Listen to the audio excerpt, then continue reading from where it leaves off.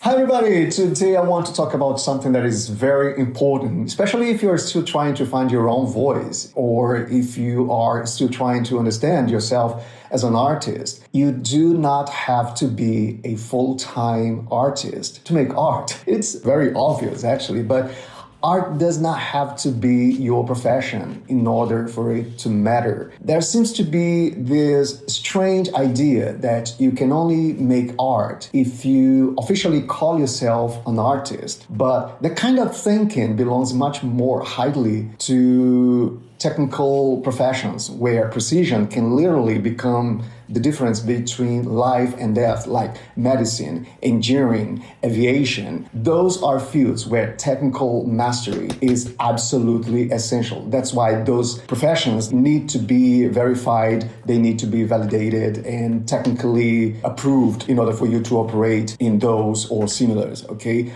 But art is different. Art is emotional communication. Art is perception. It is interpretation. And I'm pretty sure that you already do many things in your daily life that other people do professionally. You do not have to be a professional driver to drive. You do not have to be a professional chef to cook. You do not need to be an architect to organize your living space. You do not need to be a fashion designer to decide what clothes work together.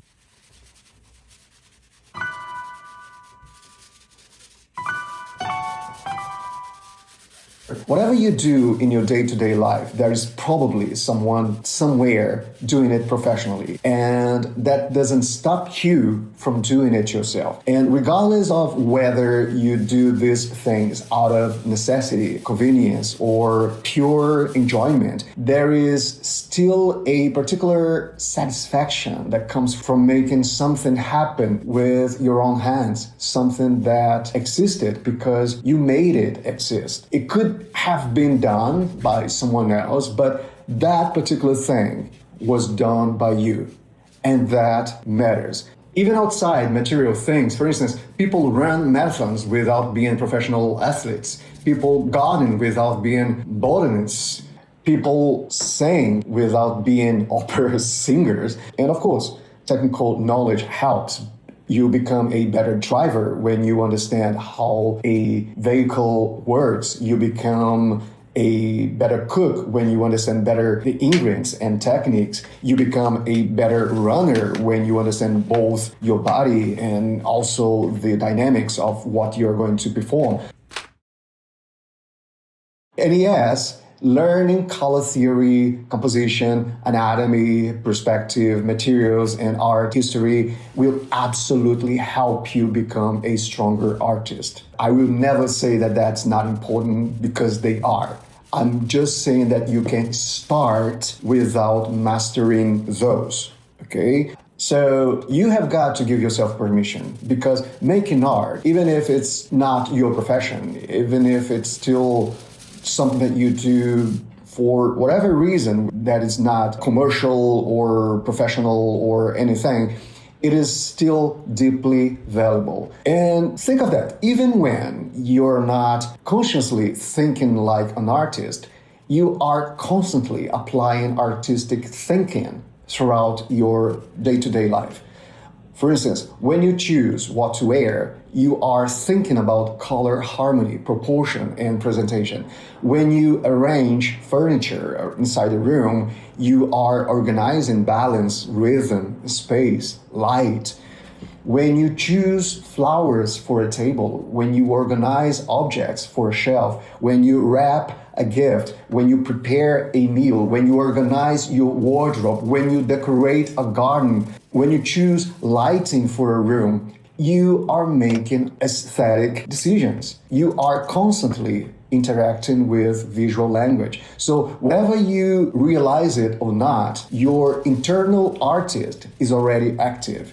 And that is why art matters, even when it is not your career. It helps the same way basic cooking helps, the same way gardening helps, the same way understanding music, literature, or design helps. Those things enrich how we experience the world. So do not allow anyone or anything to intimidate you into believing that art belongs only to those with formal training. The gallery and museum, that is a completely different universe. But if you're not part of that, at least not yet, if you have emotions and if you are capable of translating those emotions into something material, whether through painting, sculpture, photography, music, writing, or even just gesture, then you are already engaging with art. Now, obviously, there is a difference between the occasional artist and the professional. If you want to make a living from your work, then yes, technical development becomes extremely important. Not only that, it becomes essential because you should study the materials, you should study composition, you should study color, you should understand art history and visual communication, because it stops being just about what you want to say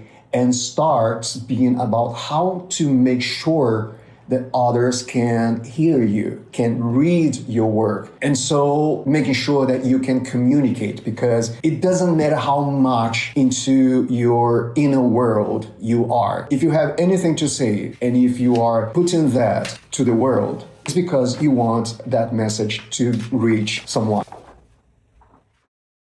So, in order to be understood, you need to understand the language of those you want to communicate with. So, try to put it like this. Let's say that you don't speak Japanese and a Japanese person comes to you and tell you a very funny story. You might kind of get the gestures, but you won't understand what is the punchline. You won't understand what is the meaning, what is the takeaway of that, because you don't understand the language. So the same way, you cannot expect someone to understand you if you don't communicate the language.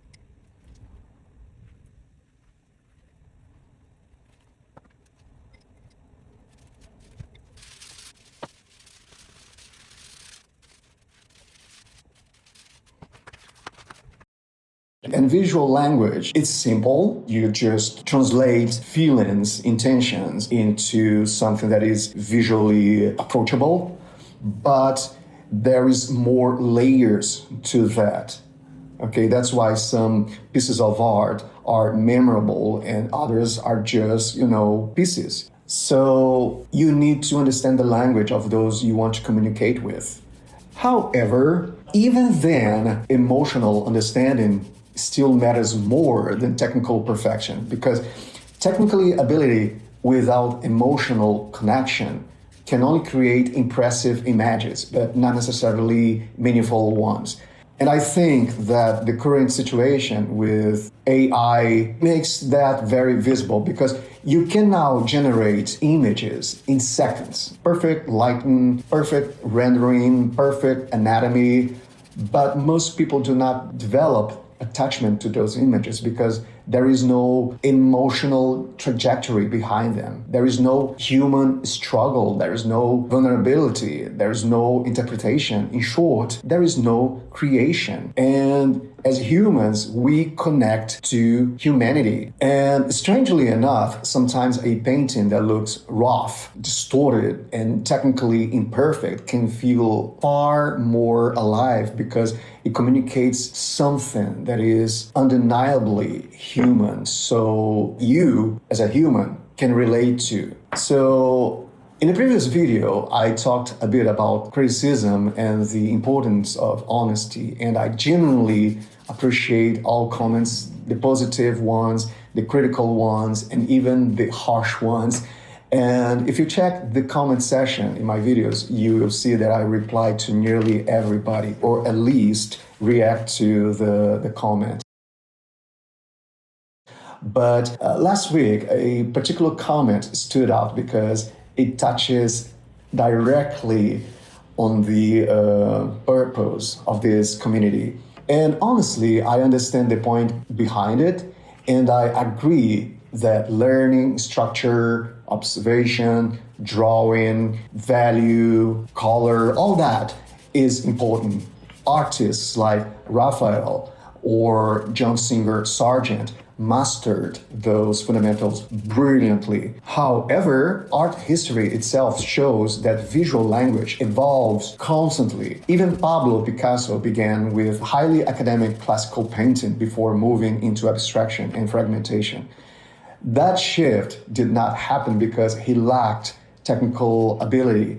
It happened because he was searching for another form of expression. And that is something many people forget. Nobody needs to abandon classic painting, classical realism because abstraction exists. And nobody needs to reject abstraction because realism exists. These languages and so many others can coexist perfectly well. People are also not obligated to like every style. We react to what we relate to what moves us, sometimes to what we choose. All completely normal. Someone who loves opera might never enjoy heavy metal, and someone who likes that kind of music might not like country. A country guy might never connect with hip hop, and that's all fine. Personal taste is deeply connected to personality, memory, upbringing, and emotional experience.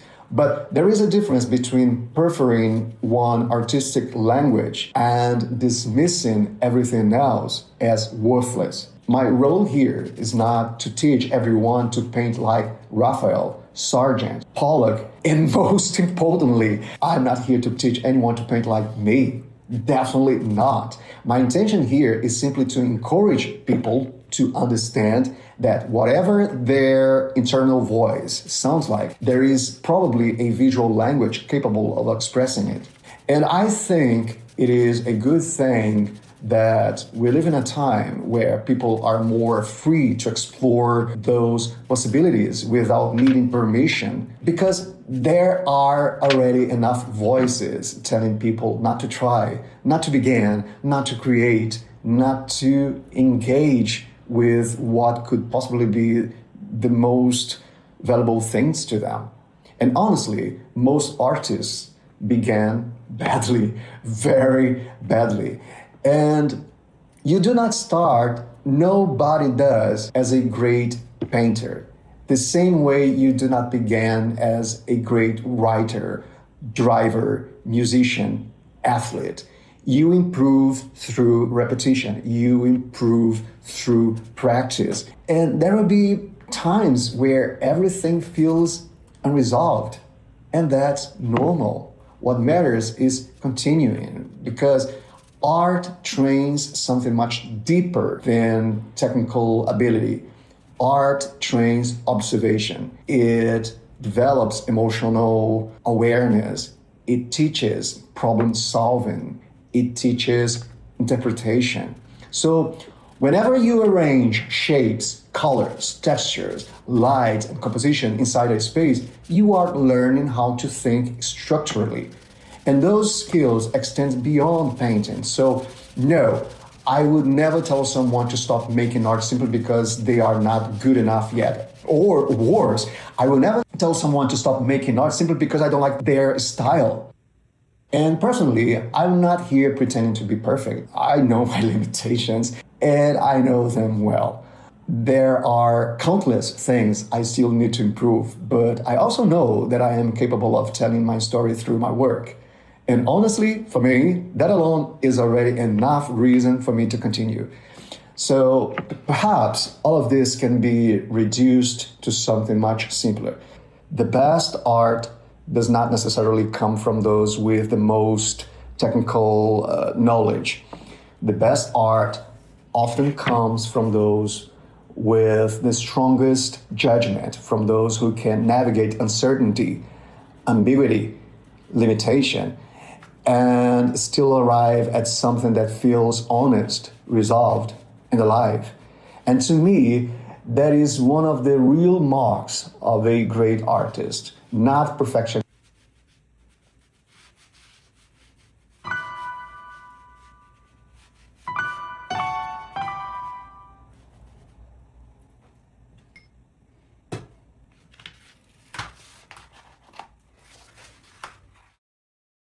So these are the results of what we have done today. I hope you've learned something new today and that this exercise made it clear to you that you are allowed to make art, to make it your way.